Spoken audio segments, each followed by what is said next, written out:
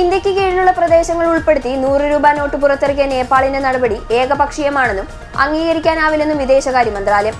യാഥാർത്ഥ്യത്തെ മറച്ചുവെക്കാനാകില്ലെന്നും ഇത്തരത്തിൽ കൃത്രിമമായി ഭൂമിശാസ്ത്രമായ അതിർത്തികളിൽ മാറ്റം വരുത്തുന്നത് അംഗീകരിക്കാനാവില്ലെന്നും കേന്ദ്ര സർക്കാർ വ്യക്തമാക്കി.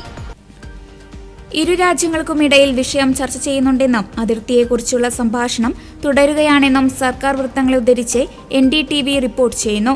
ചരിത്രപരമായ വസ്തുതകളുടെയോ തെളിവുകളുടെ അടിസ്ഥാനമില്ലാതെയാണ് നേപ്പാളിന്റെ അവകാശവാദങ്ങൾ. ഇന്ത്യയുടെ കീഴിലുള്ള തർക്കപ്രദേശങ്ങളെ ഉൾപ്പെടുത്തിക്കൊണ്ട് നേപ്പാൾ രാഷ്ട്ര ബാങ്ക് 100 രൂപയുടെ പുതിയ നോട്ട് പുറത്തിറക്കിയിരിക്കുന്നു.